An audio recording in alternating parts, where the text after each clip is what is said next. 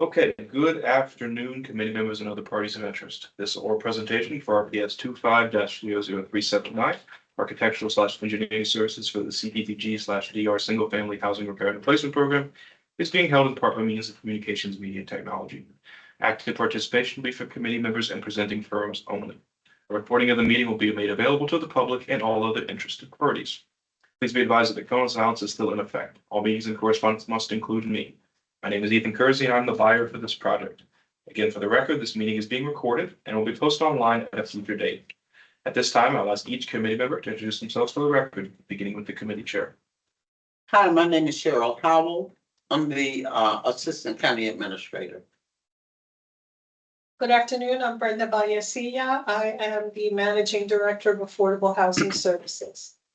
I'm Rob Parkinson. I'm with the Management and Budget Department. John Muller, Director for Facilities Management, Real Estate Services, County. Kim Rogers, engineer with the Water Resources Department.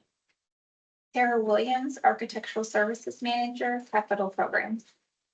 Nicole Gelber, Compliance and Monitoring Manager at Affordable Housing. Thank you. Presenters, if you would, please just introduce yourself for the record the first time you speak today as well.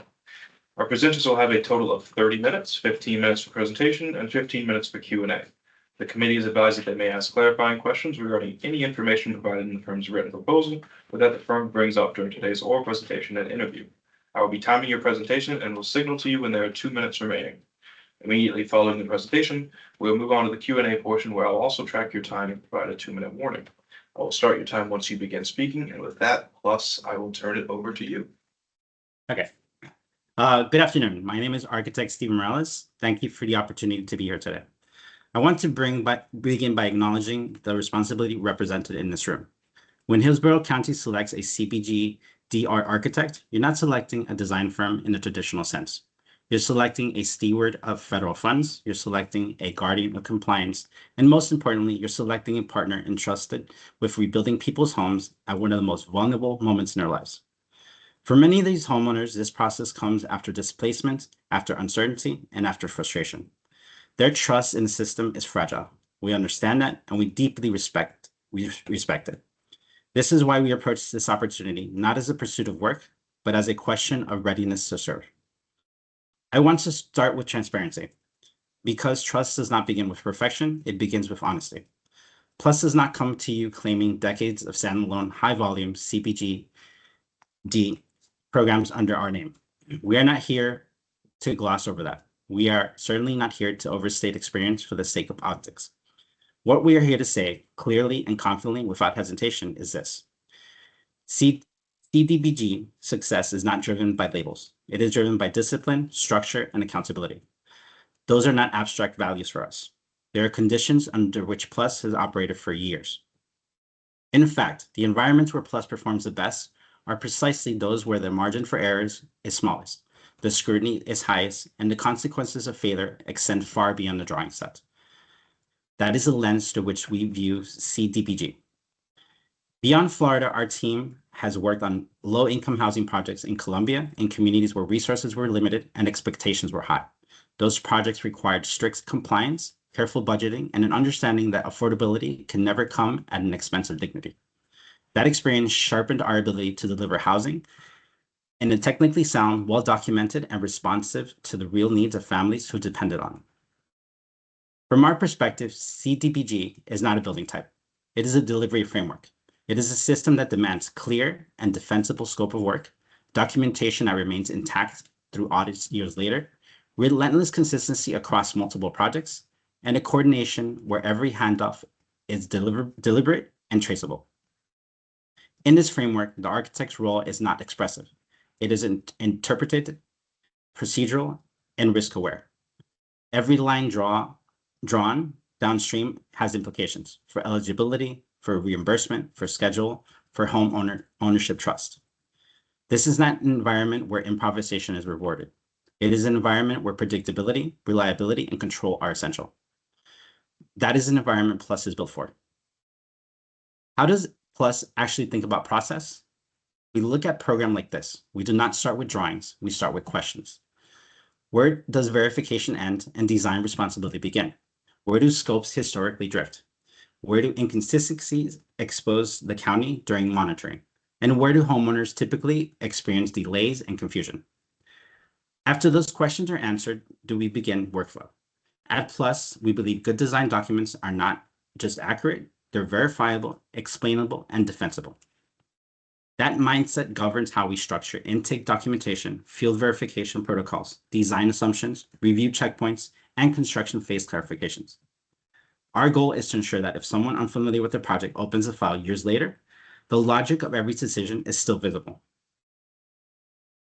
Our background transfers directly because Plus has built its practice serving municipalities, public agencies, and highly regulated project environments throughout Florida.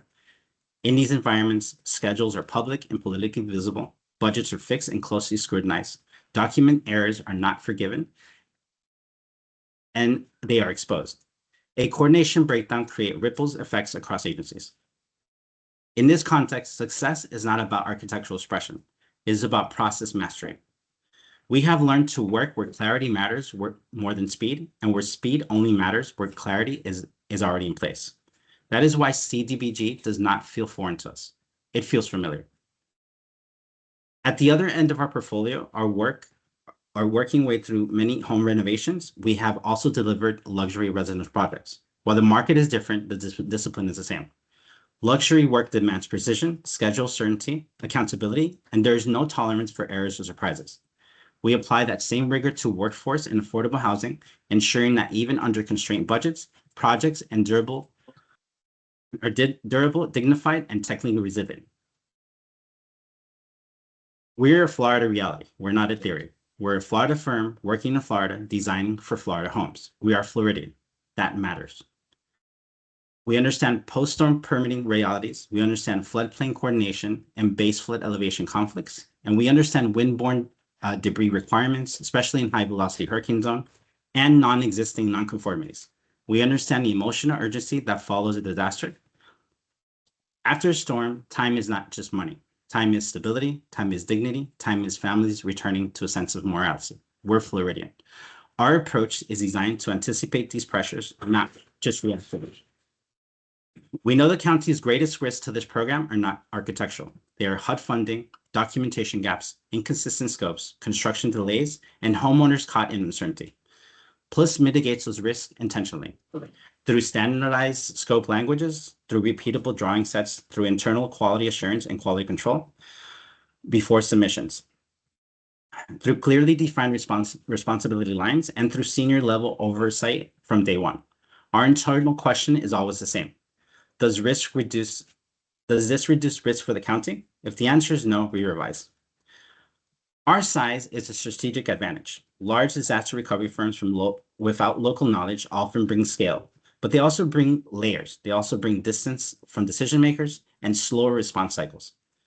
Plus brings something different: direct access to principles, faster response times, local accountability, and a continuity of leadership. We're not structured to disappear after a program ends. We are structured to become a long-term partner, one you trust, rely on, and do not have to manage.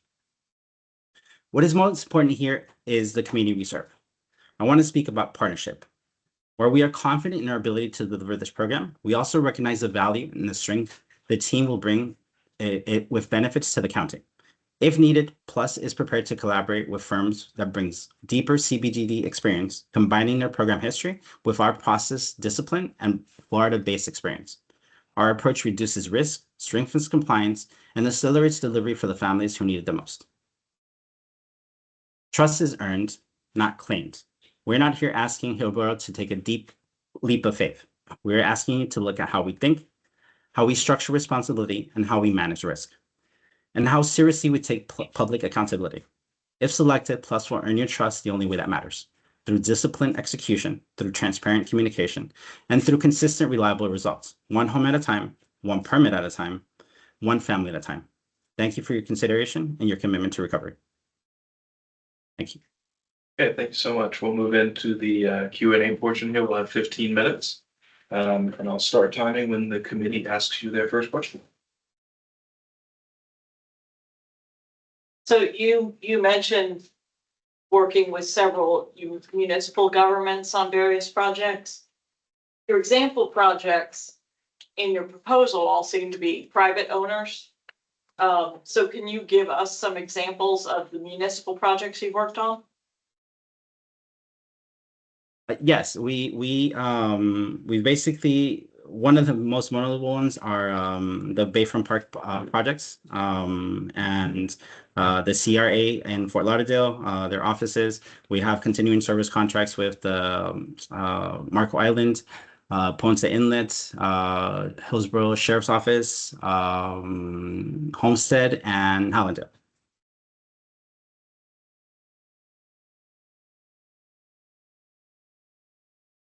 Who's gonna do the evaluation of the residences? We have multiple project managers, but we try to use as much technology as possible. Danny, one of the project managers that is next to me, she would be one of the point of contacts as well. What's your total staff capacity? Our total staff capacity currently is 15. We're based in Davie. We have a satellite office in Tampa, and we have one in Castleberry as well. Of those 15, how many are project managers? How many are architects? Can you give us an idea? We have 2 project managers. Of those, only 2 are engineers by training. Having worked in architecture, the rest are architects. Trained as architects, not registered architects. Registered architects, myself and Chris Ulrich, our partner, is also an architect.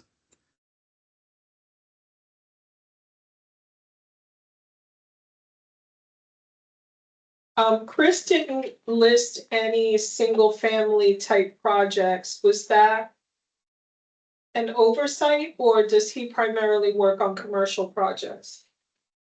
So Chris's background is actually as a project manager for the city of Sunrise currently.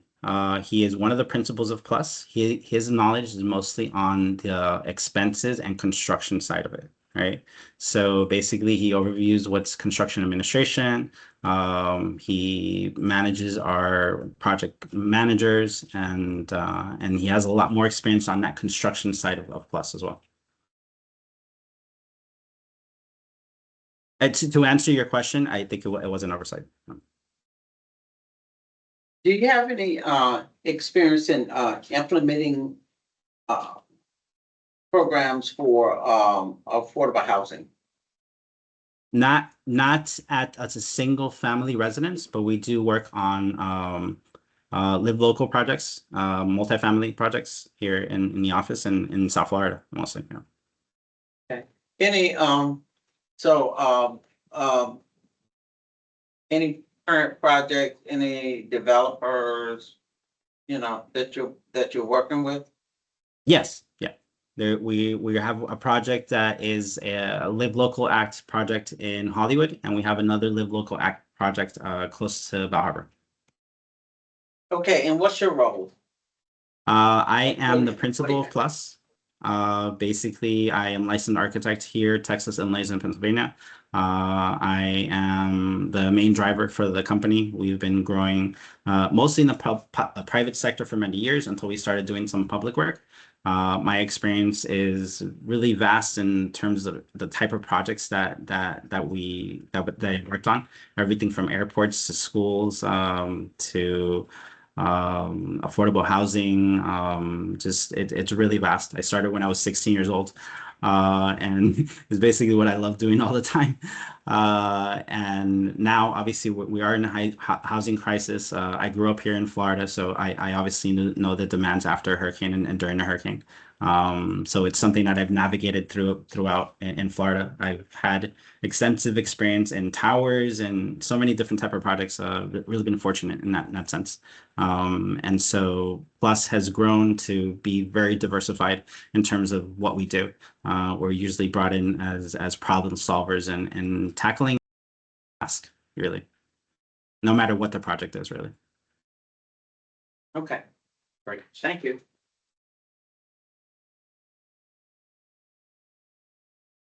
Any federal funding experience? Like in any of it, not just CDBG-DR, because I didn't see any. And I kind of heard you say that it wasn't as important, but do you have any federal funding experience? The project that we're doing in Hollywood, which is a 100-unit Live Local Act project, we're also doing SHIP. We're doing there's like 2 other different ones. It's like a cap of different federal funding that we're trying to achieve. Okay, thank you. Any other questions? All good? Okay.